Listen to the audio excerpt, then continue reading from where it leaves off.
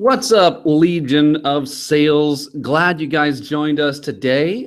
You are going to be excited to hear from really a different perspective. I've been really looking for a good pharma rep to get involved with the show, and we have exactly that. But man, we got a whole lot more than we bargained for with Dwayne Thomas, and we're going to introduce him here in just a minute. But I want to encourage you guys, listen, if you could do me this solid, I would appreciate that. If you could subscribe to the Sales Heroes podcast, and if you could rate us, that's right.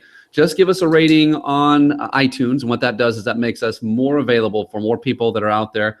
That's all that I'm going to ask. One reminder, if anyone out there is interested in coaching services or would like to hear about how that can up your game in the sales world, that is now offered by me, yours truly, through Southwestern Consulting. And so I'd be excited to share with you for free about if that can help you out or not.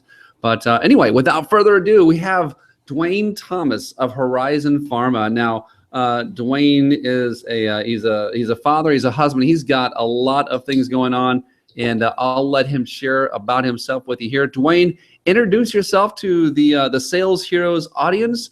And man, tell us who you are and what you do out there. Okay, well, thanks, Donnie. Thanks for having me on, man. It's a pleasure to be here. And again, Dwayne Thomas from Jacksonville, Florida, and born and raised there. Met my high school sweetheart, married her in '95. But prior to that, got a football scholarship to play ball at University of Florida. So that's what brought us to Gainesville, and we've been here ever since, just raising the family. And you know, we have one son, 3 daughters, grandson, and that's 3 years old, and got one more on the way, due in mid-August. So we got a lot of stuff going on. Had my oldest daughter just graduate from high school this past Saturday and getting ready to go off to college next fall. So we got a lot of stuff going on. Again, I'm working for Horizon Pharmaceuticals. I've now been in the industry for about 10 years, and it's been really good to us and been a blessing. So got a lot of stuff going on, like you said, man. You know, pastoring a church over in Alachua, Living Covenant Church, and you know, leading worship and just having a lot of fun doing a lot of things, man. So it's been great. Oh my goodness! So I forget how many minutes there are in a day. But there are so many people out there that say, I don't have the time to do it. Dwayne Thomas, man, you just took all of our excuses away. You're doing all these things. You're killing it at at work. You're a pastor of a church. You're a father. You're a grandfather, husband. All these things, man. That's pretty awesome. That's pretty awesome. So thanks for taking away excuses today. So what before we get started here, man, what's going on with you that just has you jazzed up about life and jazzed up about sales right now? Well, you know, the thing about, sales is that you have to continue to evolve and, because things change. I say, one thing I like to say about sales and especially in the pharmaceutical industry, the only thing that's consistent is that the fact that it always changes. So if you're someone who, you don't like change, sales is probably not for you. But it's what keeps, people like me excited. I truly believe that life isn't about what happened to you, but about how you respond. And sales definitely gives you the opportunity and the experience to do that. So I'm excited about what I'm doing. I've been in sales for a long time. First job I've ever had after school was in sales, and I've done a couple of different things kind of in between there, but it's mostly been sales. So, I love it. Love interacting with people, love helping people, love bringing goods and services to people and be able to help them in any way I can. So it fits right into my wheelhouse. And plus it provides good living. It's been a blessing for me and my family. And I tell you, man, sales, in my opinion, is the way to go. It is a place to be. Now, that's only for those, though, who are willing to commit. And I want to get into this in a little bit with you, but with the mind of a champion, really the person that says, I'm going to lockjaw onto this thing and I'm not going to give up until I am the best that I can be. And at that point, just letting the yields come in. It's not that you have to chase the money. You just have to chase being good. And as long as you can do that, this is a very rewarding profession and possession, depending on who you are. But I love what you said about evolution and change and the fact that it's not about what happens to you, but how you respond to that. So that's a very powerful statement. All right, Dwayne, you're going to take us now into an elevator. I don't know. There may be a couple of buildings that go up 5, 6, 7 floors. You get 30 seconds in front of someone that you know needs what you have. In 30 seconds, man, give us your value proposition that opens the door to conversation, your elevator pitch. Right. So, hey, Doc, when you come across those patients who are suffering from, pain and inflammation due to, OA and RA, I want you to think about, Duexis or Vimovo. These are great products that not only provide pain relief, but it also provides the GI protection that you just can't find anywhere else. Plus, with our company and our program, we make it very easy for you to prescribe because we make it very affordable for your patients. How's that sound? And the crowd goes wild. Thanks, Dwayne. Gabe, man, you were telling me things. I don't know what those things stand for, but there are people in the audience, hopefully that resonates with them. So, all right. So we got a little bit about your secret identity. I want to hear about your origin now. What were you before sales? Like how'd you get into sales? And how did you become that? Were you born a salesperson? How did you get into it? And what were you before all that happened? The reality is, man, I got into sales because I needed a job. I needed money right away. I was in school and, again, married, had a son. And by the time my senior year came around, my wife and I were having our second child. And this was before I graduated, before my internship and everything. And so I actually had a tutor of mine who was the wife of one of our basketball coaches at UF at the time. And, her and I, we talked quite a bit. And she ended up being a really good friend of mine. And just so happened that an associate of her and her husband was coming through Gainesville looking to kind of expand a sales force. And she knew I needed a job. And so she kind of put a little bug in her husband's ear and got me an appointment with this guy. And so I went to his hotel room and met with him. And he kind of shared with me what he was doing, which was advertising sales at the time. And it was something that was, really easy for me to do, being an athlete at the University of Florida. And basically I was selling advertising in a sports history yearbook. So I would travel around, North Florida, North Central Florida, identifying Gator fans who were business owners. And I would sell them ads in these books that would go into local high schools and middle schools. And it's kind of like a grassroots recruiting effort. But it was an opportunity for me to come in contact with Gators who had been supporting me throughout my career here, and giving them an opportunity to also meet me and have conversation and dialogue. And so that's how I got into sales. It's really easy, real simple, little thing. I did that for about a year and a half, and then went back to school, got my degree, and then went right back into sales. And like I said before, I kind of jumped out here and there just because of finances and just kind of wanting to move up and progress and find some stability. That was an all commission job, no insurance or anything. And of course, with a wife and 2 small kids, I really needed that additional stability of some insurance, some benefits.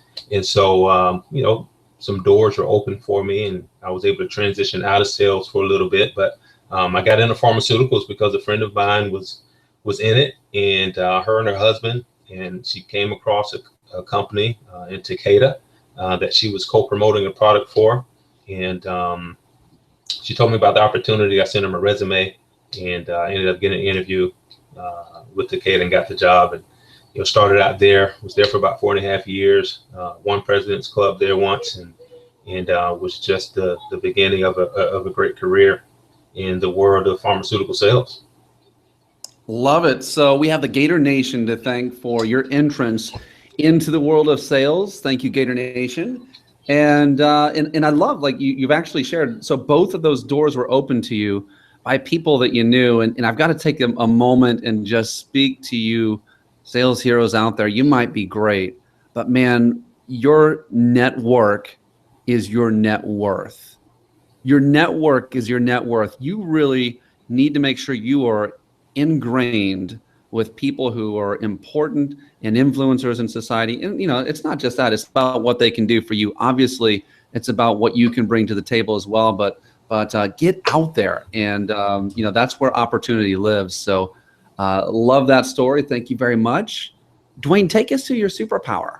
What strengths does Dwayne Thomas have, other than the massive size of your biceps, which can I don't know, you can crush, I don't know. So tell us. I've been thinking about that question quite a bit, but that was probably the most interesting question that I came across in the information you sent me. And so, for me, it would just be humility. Like, and what I mean by that is that's a good one to call out on yourself. Yeah, like, it's because I'm pretty humble. That's no, well, not in that sense, but it's just that when I say that, what I really mean is just a respect for other people, respect for their time, respect, for their business and what they do.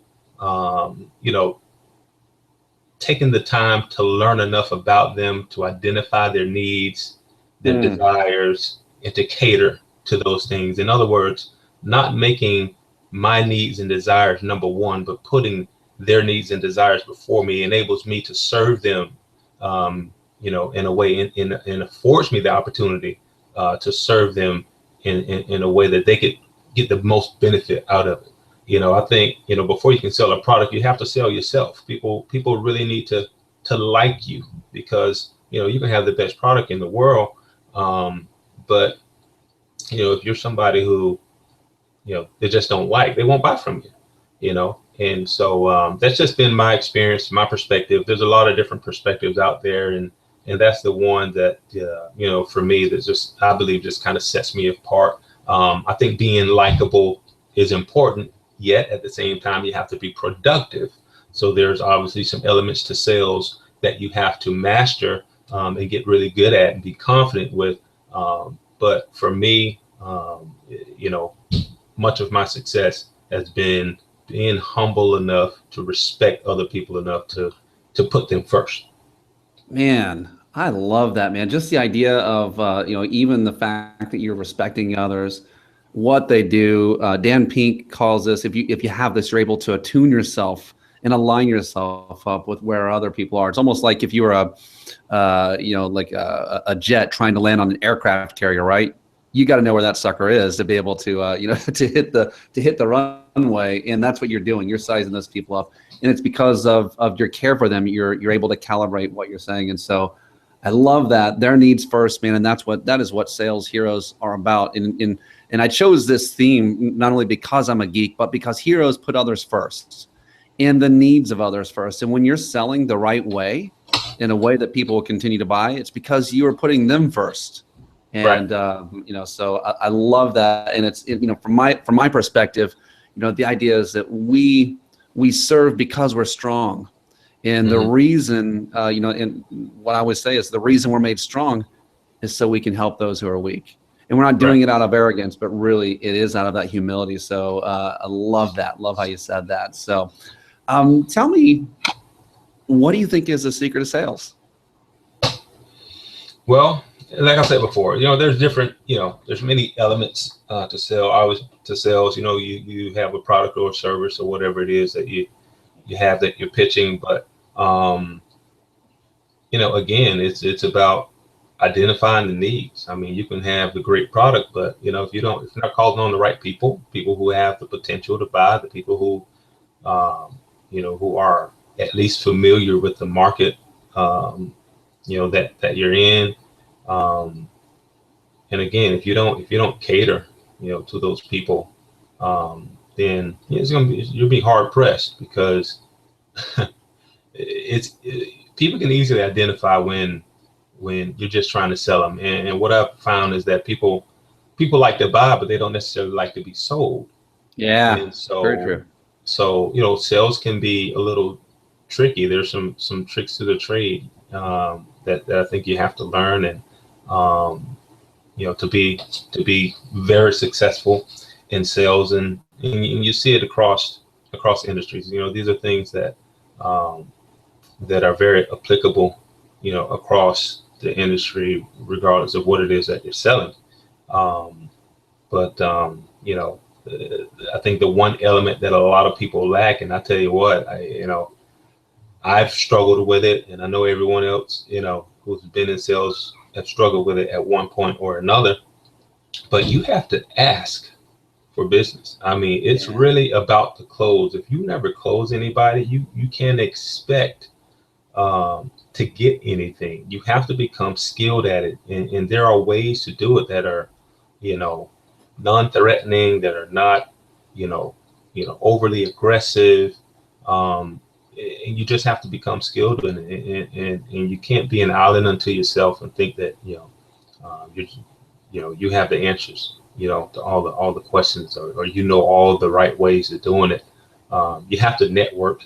You have to dig into some different resources and find out how to be effective and really perfect your craft. That's why I said, kind of going back to the beginning of the conversation, you have to evolve.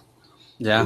There's so many personalities out there, so many different people out there, and people do things different ways, and they like things different ways. You can't ignore all the people that surround the person that you want to get to. Like, you got to get to know those people, and if you do that, it'll actually help you in your pursuit of getting to the right person and saying the right things. And as far as my industry is concerned, one of the common mistakes that I see a lot of reps make is they focus all their attention on the provider, the one who can actually write the prescription.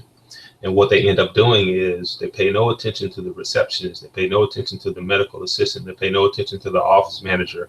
There's so many different people that work in these offices that really are the people who are responsible for making this thing run the way so efficiently. And if you ignore all those people, you're limiting yourself. You have to show those people some attention. You have to ask those people some questions to get to know your customer even better, because what that'll do is that'll actually sell your product when you're not there.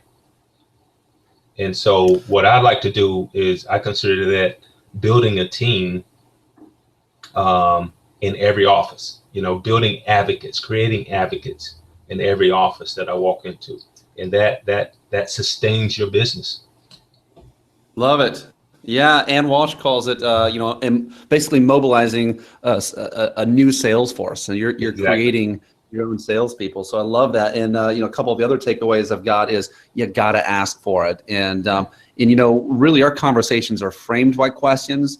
And if we're doing our job right, we've thought through all of the questions that lead to the desired end, which is the close. And I wouldn't call it a close. That sounds like an end, but just for sales terminology, to ask, is this a fit for you? Is this something you want to do? So excellent stuff there. I want you now, Dwayne, we always do this with every guest, and it's just a good way of helping listeners out there who maybe they're in the fight. It's just a way of helping us to identify with you, and that there is a way out of the darkness. And so you're going to take us to a couple of epic battles. And so the first one is going to be one where you lost. All right, take us to the day, the time, and the place, the exact moment where you felt like you were at your lowest, and describe that. This is one where you limped out. You probably got a scar to show for it, and then you're going to take us out of that pit, and you're going to bring us to a high point where you crushed it, and you knew that that it was well in the sales world. So you got a couple of those for us? Well, yeah, and this is the thing. My responses or my answers are probably going to be a little bit different from what you've heard before, but they're really important to me, because they really, looking back on them, they really helped me, in my, in my career. And so bring it, man. That's why you're here. Yeah. So from a sales perspective, as far as numbers go, for the most part, I've been really, really successful. I've been good at my job, and But what, and for the most part, that's like the big picture. You know what I'm saying? I mean, I'm a very competitive person. My personality is laid back, but I'm really competitive. A lot of times people say, man, I can't believe you were a middle linebacker for the University of Florida. You are so nice. You know, I can't imagine you being mean. I said, you know, believe me, I can flip the switch.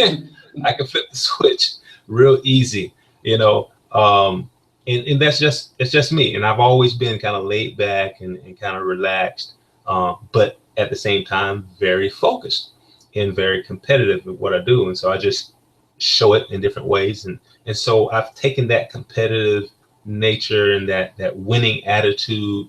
I've always expected to win. Whenever I lost at anything, I was surprised that I lost, and I wanted to figure out how that happened so it doesn't happen again. So I've taken that approach, that mentality into my career. And so from a numbers perspective, from you know, meeting goals and all of that stuff, exceeding goals and expectations from a work perspective, I've been good at that. The part that I think a lot of times people miss are the details. And and what I mean by details in my industry, you know, the pharmaceutical industry is a very regulated industry. Everything is regulated. And so when it comes to administrative responsibilities, it's like my least favorite part. Says every salesperson out there. Exactly. And however, if you don't tend to those little details, those administrative things that need to be done on a consistent basis, which, by the way, if you do them well, they not only make you look good, but they make your boss look good, and they make your boss's boss look good. Everybody has the answer to somebody. So take us to a point. Are we getting to a place to where maybe that didn't go so well? All right, bring it, man. Yeah. So it was at a point to where I became what I would consider a habitual offender when it came to not turning things in on time, expense reports or whatever it might be.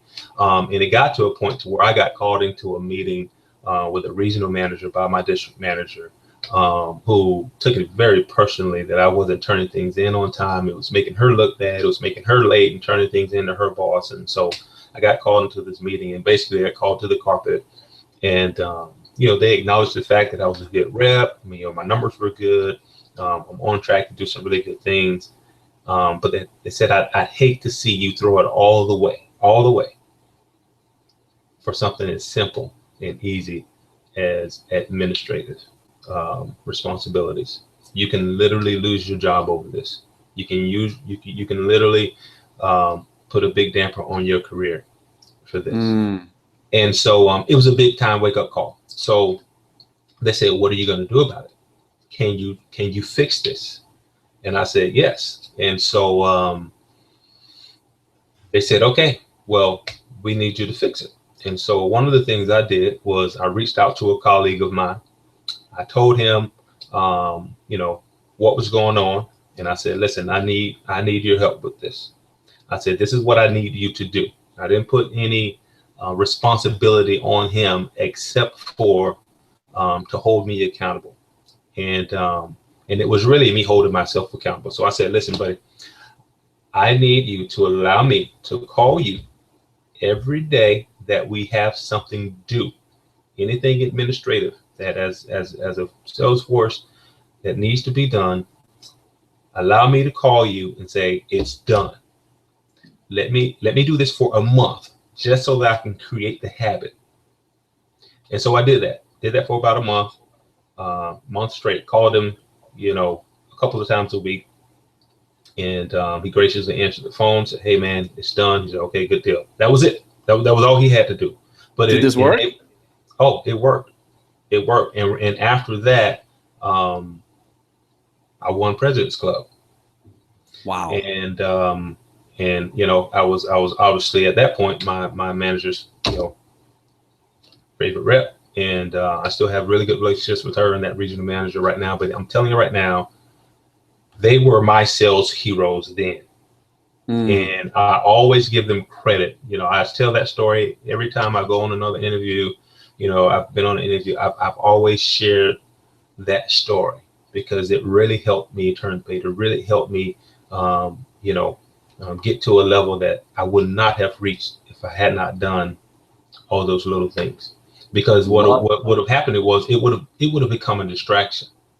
I wouldn't have been able to really focus on what I need to focus on in order to get to the level that I ended up getting to. So that was a big time turning point for me. So there's a side of it that demonstrated some failure on my part, but yet at the same time there was some victory in it as well, that I have built on and it's allowed me to be consistent in everything that I do in my job now. So it's made me a better rep. It's made me a better person. It's helped me focus on the details.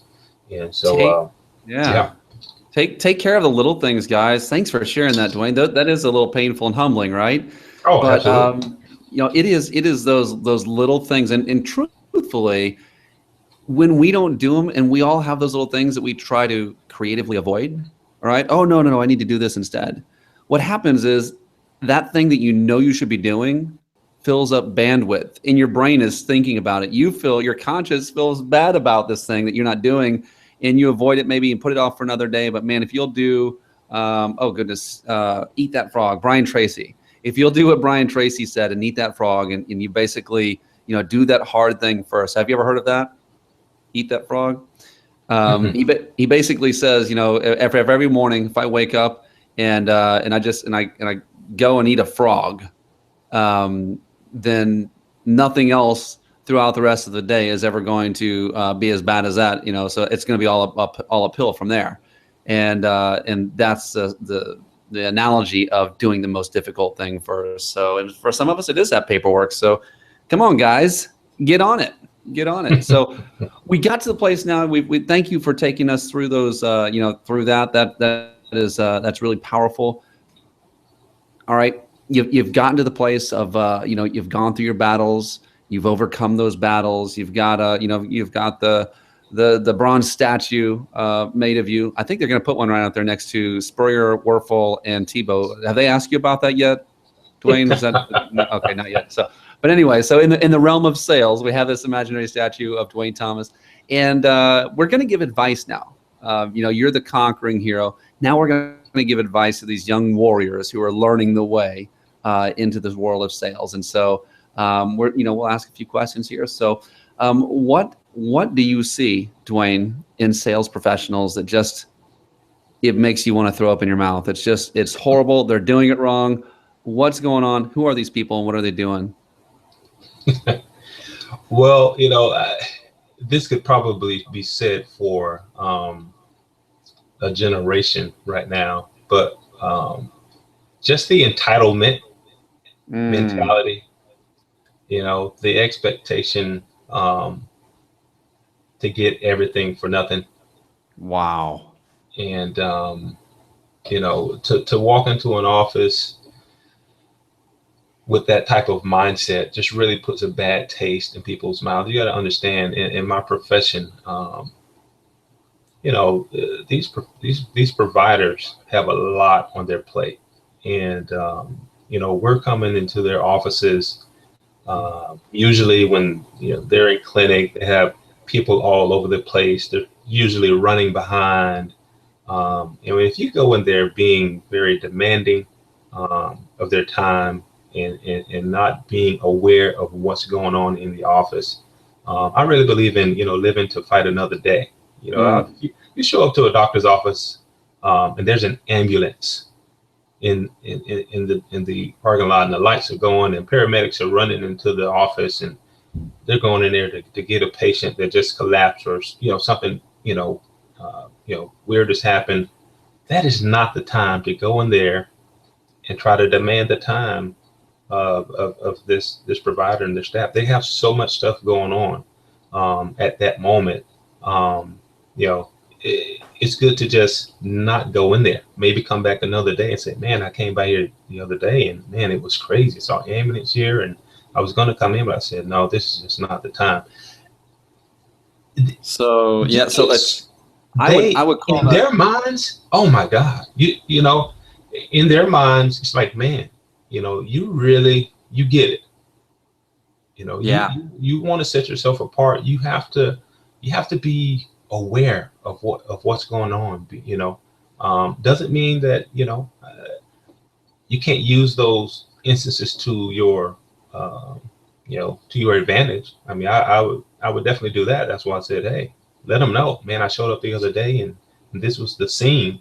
And I just said, you know what, this is not a good time for them. Let me come back at another time and make sure things are all right. And then you move forward from there, but you sympathize, Yeah. Yeah. I call that adjusting to the sale. So sometimes you can go all the way to the close, and sometimes you need to slow up and figure it out and calibrate yourself to the other, to the other person and their needs. So I love that. How do you deal with negative self-talk and doubt, Dwayne? I know a lot of people out there, they have problems with it. How do you, what works for you? Well, it's kind of funny. I'm usually the person that people call when they have an issue like that. It's funny how that works. But what I found is that when you position yourself as a resource for people to do that, those people end up turning into a resource for you. And so it's kind of like the principle of seed time and harvest in operation with that. And so that's what I see a lot, on our team, and different teams that I've been on. I've kind of been that voice of reason for a lot of people. I've even had bosses, call me when things were happening, layoffs and major changes within the company, and asking me, what I thought about it, and, what would you say to a rep if they responded this way, and have just really been able to give some good, solid advice. And then I ended up becoming the person that, my managers would say, hey, to another rep who's struggling with something or having a hard time wrapping their minds around something, hey, why don't you call Dwayne and, see what he thinks. And so I've kind of become that guy. I kind of look at myself, or kind of position myself as my, my manager's assistant. It's not like it's not a real position, but I kind of position myself in that way to try to lighten the load. Because the way that I look at it is this: we have external customers and we have internal customers. My internal customers to me are my colleagues, and so I like to cater to their needs, because I want our team to be strong, and I try to help carry the load for my managers. So any responsibility or stress that I can take off them, I think it'd be easier, because the way that I look at it, I have my own personal territory, and obviously my first responsibility is to take care of my business within my territory. But then my manager has, 8 other people to manage. So if I can help him with those people, it makes us all more efficient. So as far as dealing with this in yourself, you're basically saying you sow positive into others, and then when you're feeling low and flat, you also get some of that same back to you. Absolutely. So, I love it. So what, do you have any book recommendations for us, Dwayne? Anything you read lately that's blown your mind? One of my favorite books, and it's an older book, but we had a meeting. I think it was a national sales meeting when I was at Takeda, and we had a guest speaker come in and who was just absolutely phenomenal. His name is Keith Harrell, and he has a book called Attitude is Everything. And it's forwarded by Jim Rohn. Anthony Robbins has a quote on the front of the book. But it talks about the 10 life-changing steps of turning attitude into action. And, like I said before, life isn't about what happens to you. It's about how you respond to it. And your attitude is one of the things that you can control, and Absolutely. So you can use your attitude to turn something into, that may be, bad or unfortunate, into something good and positive. Attitude is everything. Awesome. Yeah. Good one. So, all right. So Dwayne, we are now coming to the tail end of this interview. You've really given us a lot of gems, especially I think in terms of like the humility and, just I really, I got a lot out of that. And also that whole entitlement mentality, man, that's suffering from these days. But here we are. We call this the sales blitz. And this is within 30 seconds, just the first words that roll out of your, off the top of your head, you're going to give them to us. All right. So these are common things that all salespeople are up against, or, fighting the battle in. And so here we go. You ready for it? Sure. Bring it on. Here we go. So handling gatekeepers.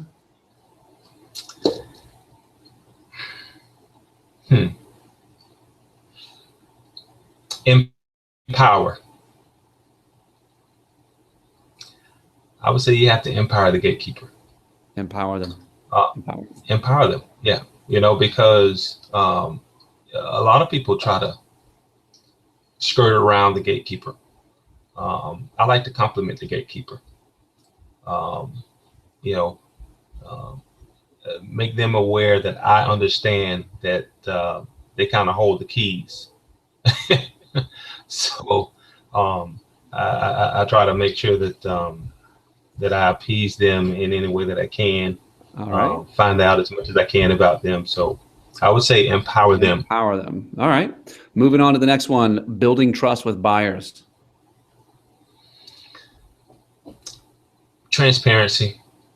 I mean, and when I say that, I mean, just be fair and balanced.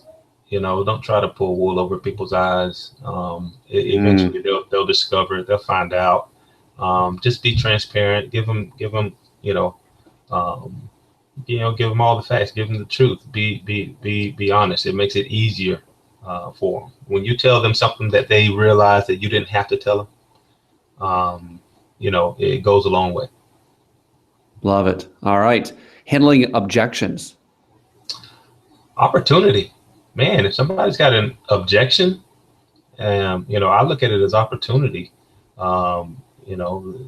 Whether it's in the form of a question or, a statement. To me, that's a buying signal. It's an opportunity to satisfy them in some way. Awesome.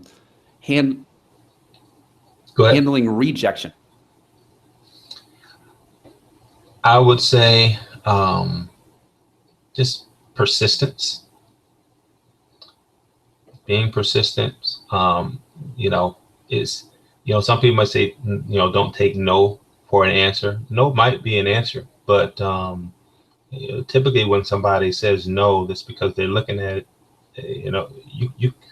They have a perspective that is still waiting to be changed. So, love that. Love that. All right, prospecting.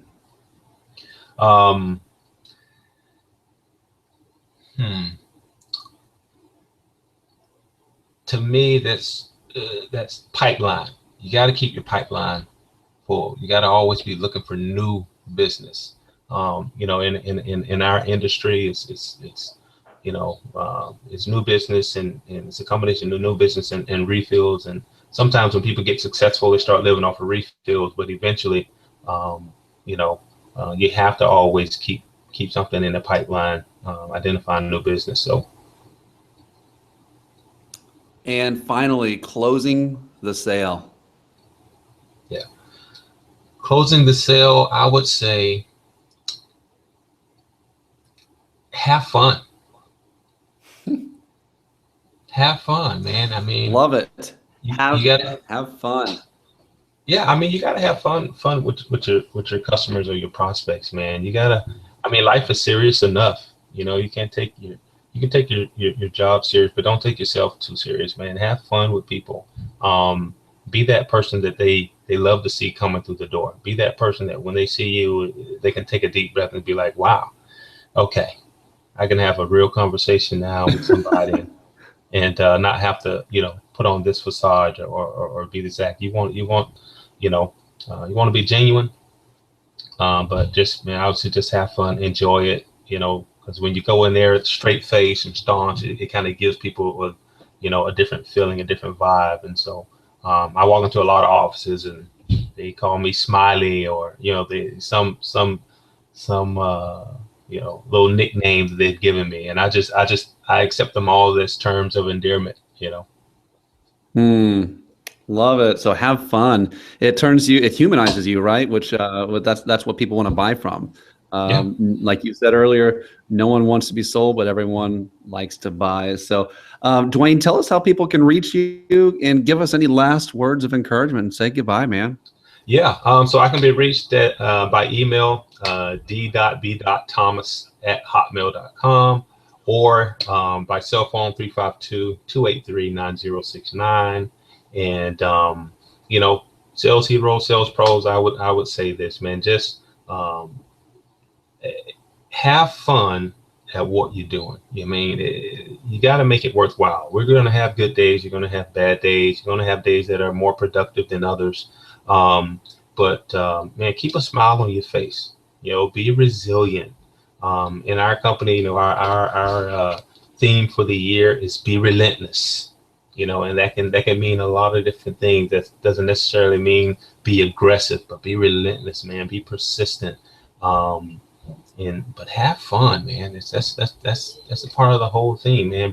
Put a smile on people's face when you show up. If you give a smile, 9 times out of 10 you get one back, and it just breaks the ice and makes people want to talk to you. And that's what you want. You want to have a conversation with people.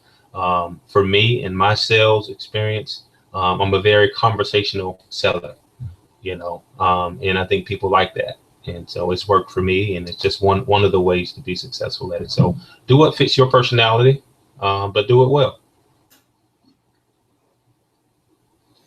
All right, Dwayne Thomas, the gargantuan middle linebacker from the University of Florida, now crushing it in the world of sales as well as the world of pastoring a church, the captain of calibration, the hero of humility. Guys, let's listen to the words of wisdom that have been put out there. Dwayne, thank you so much for being a part of what we're doing and a part of the heroes, that are across the land out there, the League of Extraordinary People. And listen, guys out there and gals out there, we want to encourage you again. Just go ahead and ditch the secret identity, man. Let's have fun with it. Smile. Put on your boots, your cape, and wear your underwear on the outside, and let's be those sales heroes. Go get them, guys.